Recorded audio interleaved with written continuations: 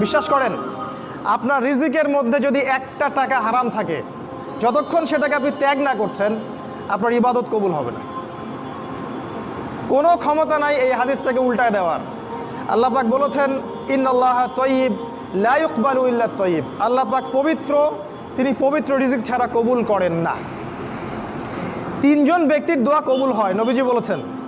দোয়া ফেরত দেয়াই হয় না, দোয়া করলেই কবুল। একজন হচ্ছে বাবা যখন সন্তানের জন্য দোয়া করে। 2 নাম্বার, যখন কোনো মুসাফির মানে সফর করছে যারা আল্লাহর পথে বা মুসাফির, তারা যখন আল্লাহর কাছে দোয়া করে, দোয়া কবুল হয়ে যায়। আর একটা দোয়া হলো মাজলুম, কারো উপর জুলুম করা হয়েছে, এই মাজলুম যখন জালেমের বিরুদ্ধে বদদোয়া করবে, তখন দোয়া কবুল হয়ে যাবে। এই মুসাফিরের দোয়া কবুল হয়। একজন মুসাফির হাত তুলে আল্লাহকে বলছিল, আল্লাহ আমাকে এইটা দাও, আল্লাহ আমাকে ওইটা দাও। আর আমাদের নবীজি দেখে বললেন যে মুসাফিরের দোয়া কবুল হয়, কিন্তু এই ব্যক্তির দোয়া কেমন করে কবুল হবে যার খাবার হারাম, পানীয় হারাম, পোশাক হারাম, সবই হারাম।